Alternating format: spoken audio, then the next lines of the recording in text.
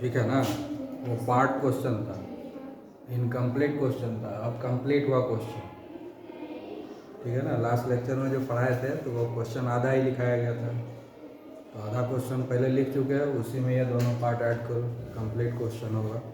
उसमें जो electronic configuration दिया हुआ है उस इलेक्ट्रॉनिक कॉन्फ़िगरेशन के बेसिस पे पता करना है कि सबसे ज़्यादा इलेक्ट्रॉन आयनाइजेशन इंथैल्पी किसका है और सबसे कम किसका है, लोएस्ट एंथैल्पी किसका है और हाईएस्ट इंथैल्पी किसका है, ये पता करना है। ठीक है। तो सिंपल है, जिसका completely filled outer most orbit होगा उसका हाईएस्ट आयनाइजेशन इंथैल्पी होगा। तो सारे इलेक्ट्रॉनिक कॉन्फ़िगरेशन को ध्यान से देखो कि कौन कौन दिया हुआ था, X Y Z Q R, है ना। तो सबसे पहले इलेक्ट्रॉनिक कॉन्फ़िगरेशन सामने लिखना होगा तभी पता चलेगा, ऐसे तो पता ही नहीं चलेगा। ठीक है। तो एक्स का क्या है इलेक्ट्रॉनिक कॉन्फ़िगरेशन, क्या लिखा है थे, 1s2 2s2 2p5। वाई का क्या है 1s2 2s2 2p4। जेड का 1s2 2s1। ठीक है।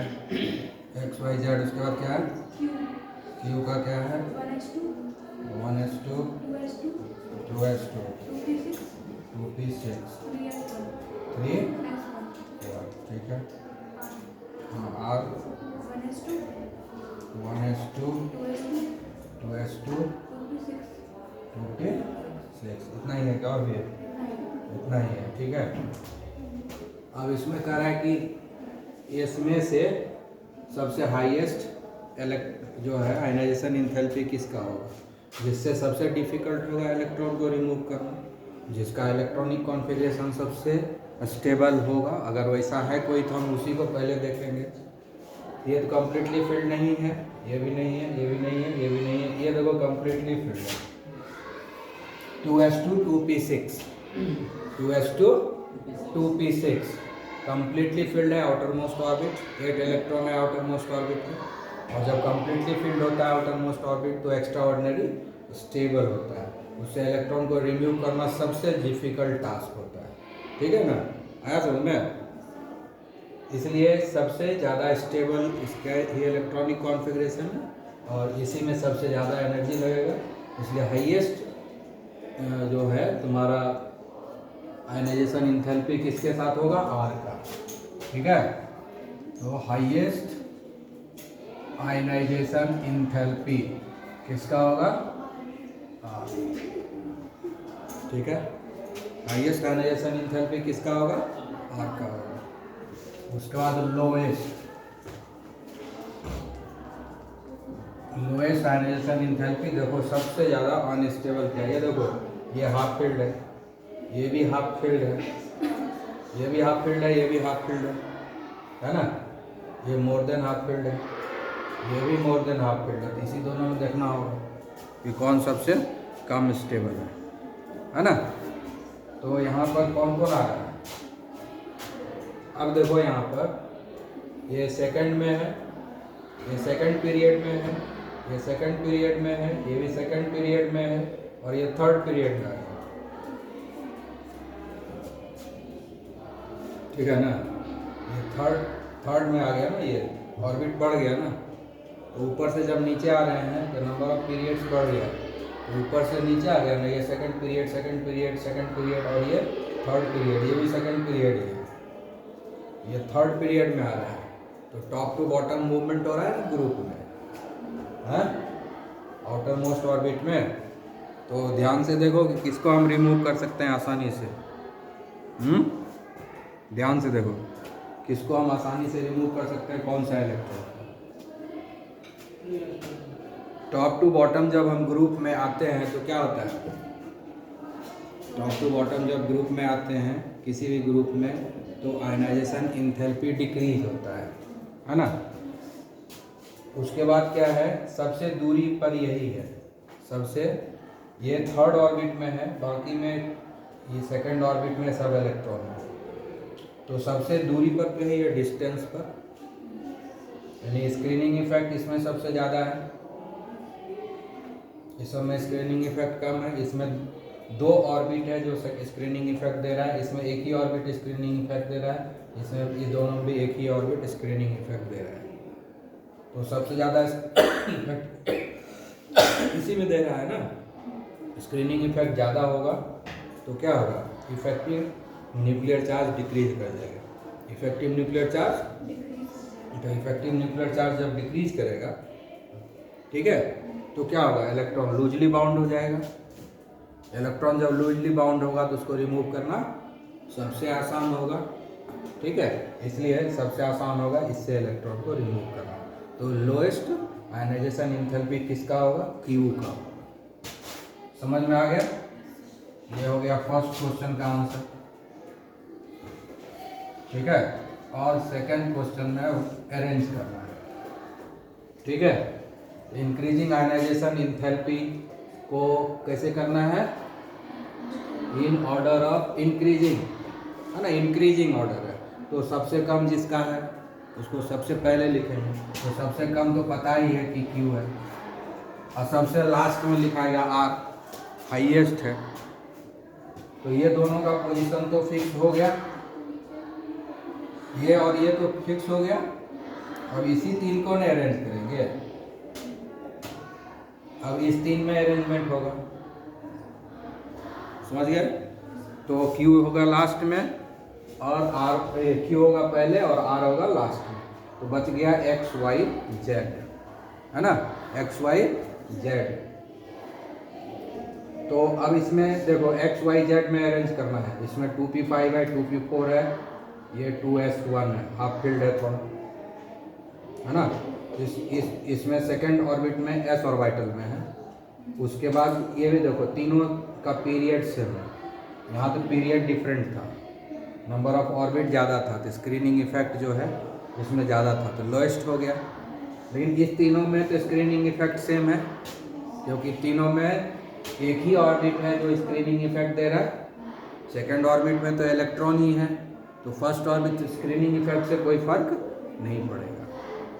तो यहाँ पर नंबर ऑफ प्रोटॉन देखेंगे, इफेक्टिव न्यूक्लियर चार्ज देखेंगे, क्योंकि स्क्रीनिंग इफेक्ट तीनों में सेम है, क्योंकि नंबर ऑफ पीरियड सेम है। तो तीनों में अब हम लोग न्यूक्लियर चार्ज देखेंगे। न्यूक्लियर चार्ज किसका सबसे ज़्यादा है, जिसके पास सबसे ज़्यादा इलेक्ट्रॉन है, सबसे ज़्यादा इलेक्ट्रॉन इसके पास है ना। और इस तीनों में सबसे कम इलेक्ट्रॉन इसके पास है, यानी सबसे कम प्रोटॉन इसके पास है, तो न्यूक्लियर चार्ज सबसे कम इसी का होगा। सबसे ज़्यादा न्यूक्लियर चार्ज इस तीनों में ही ना होगा, इस तीनों को अगर कंपैरिजन करेंगे तो इसमें सबसे कम न्यूक्लियर चार्ज होगा। कम न्यूक्लियर चार्ज होगा तो लूजली बाउंड होगा इलेक्ट्रॉन, इस तीनों में सबसे लूजली बाउंड इलेक्ट्रॉन इसी में ना होगा, क्योंकि नंबर ऑफ प्रोटॉन सबसे कम इसी में है, समझ गए। तो इस तीनों में सबसे कम एनर्जी लगेगा इलेक्ट्रॉन को रिमूव करने में, यानी इसका आयनाइजेशन एंथैल्पी सबसे कम होगा अगर इस तीनों को कंपैरिजन करेंगे।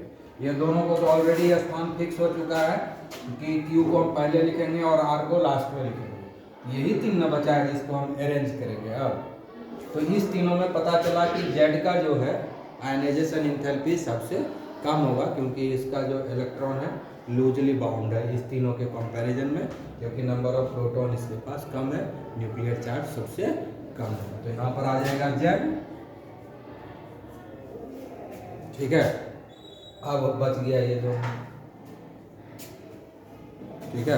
अब इस दोनों में देखना पड़ेगा, ठीक है। अब दोनों में देखो किसको रखेंगे पहले, इसके पास इलेक्ट्रॉन ज़्यादा है, ठीक है, इसके पास इलेक्ट्रॉन ज़्यादा है, इसके पास इलेक्ट्रॉन कम है, तो इसके पास प्रोटॉन भी कम है, इसके पास प्रोटॉन ज़्यादा है, तो सबसे ज़्यादा तो इसी के पास है। इस दोनों में अगर देखेंगे तो इसके पास ज़्यादा है प्रोटॉन, तो न्यूक्लियर चार्ज इसमें ज़्यादा होगा, तो फोर्स ऑफ अट्रैक्शन इसमें ज़्यादा होगा, इसलिए यहाँ पर इलेक्ट्रॉन रिमूव करना डिफ़िकल्ट होगा, यहाँ पर थोड़ा सा आसान होगा, समझ गए, क्लियर हुआ।